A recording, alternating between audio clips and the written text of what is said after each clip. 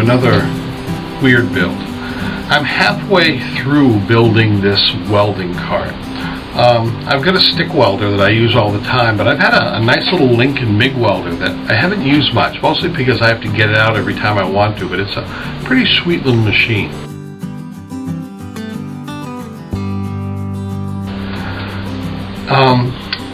If I had a way to move it around and to get it out to the driveway to weld and so forth, it would be a lot better, because I don't weld here in the garage. So what I had was this metal cabinet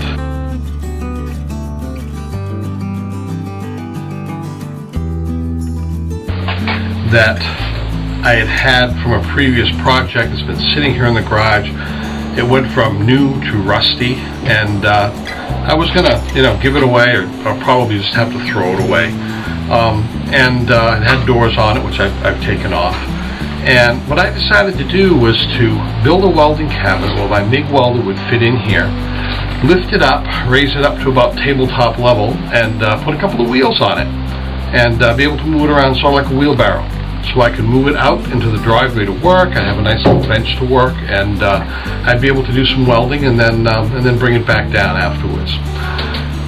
So, didn't want to spend any money on it, so I've got scraps. I'm using scraps. I'm using sheet metal from a when I put metal roofing on the house.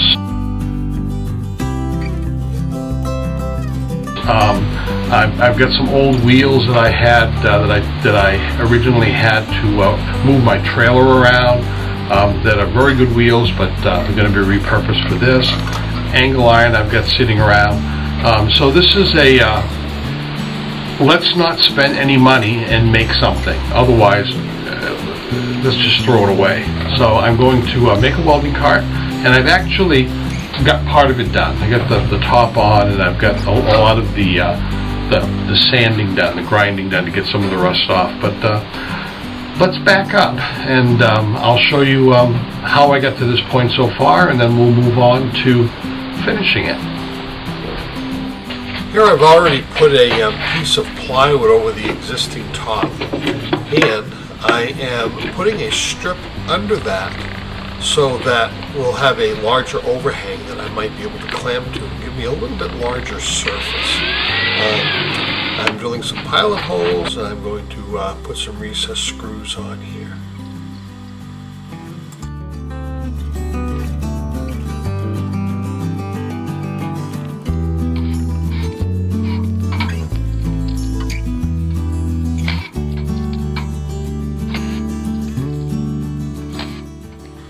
And if you don't have a proper brake and you want to do this quick and dirty, you pound the side down and get it as flat as you can.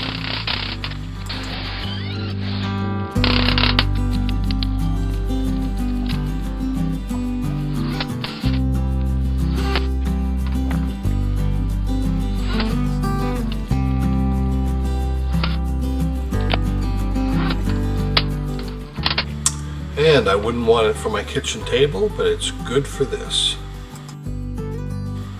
And this is 1-inch angle iron that I'm cutting down to length for the legs. The legs with the 2 wheels will be shorter because the wheels will raise it up about 3 inches, and I'd like the bench to be level.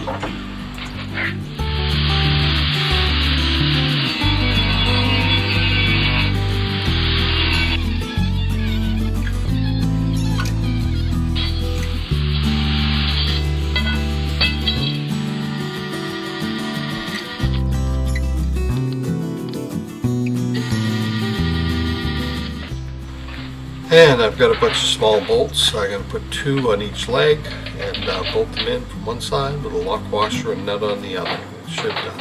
It should hold it just fine.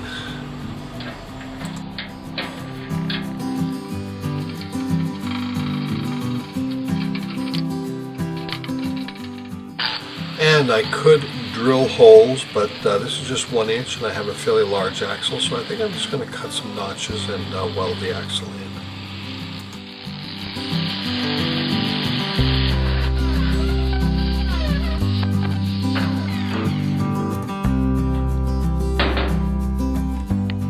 Years ago, I just hoist this over my head and haul it up, but even though it's not that heavy, it just doesn't feel good these days. So, thank God for dollies.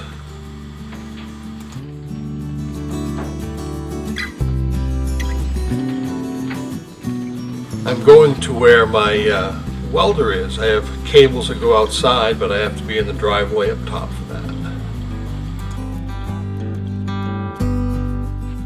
And I have a small piece of conduit that will fit in those notches that I cut earlier, and a threaded rod that just happens to fit nicely into it. And I have these nice wheels left over from something I did long ago, and salvaged the wheels after I was done with it.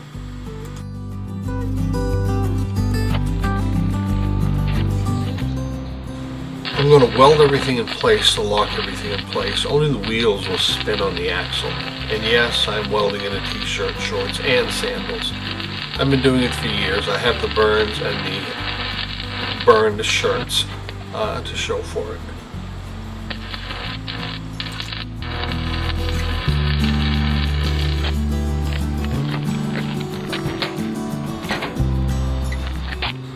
And this is part of a retractable handle that I'm making for the cart. It fits over a bolt that was put from the inside out that I put in earlier. And as it comes along, you'll see how it's made.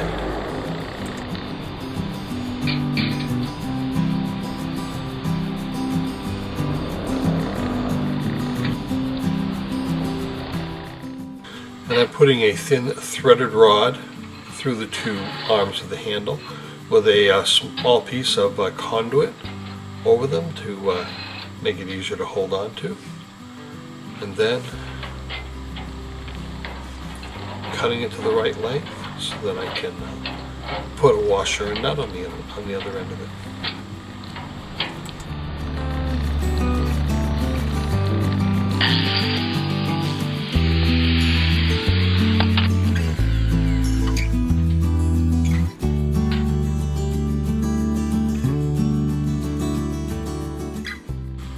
Well, time to put the other wheel on the axle and cut the axle to length, and then put the final nut on.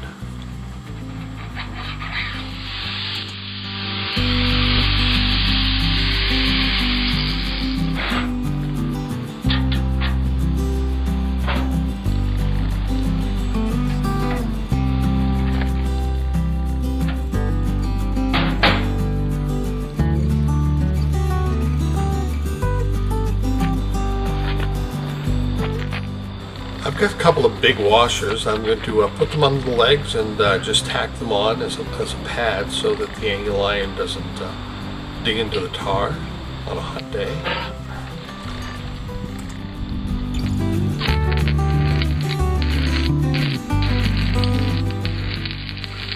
And back down into the garage for the evening, and tomorrow will be paint day. I have a really good can of Rust-Oleum primer, and then I'll try to see what color I'm going to put on the outside. It certainly won't be pink.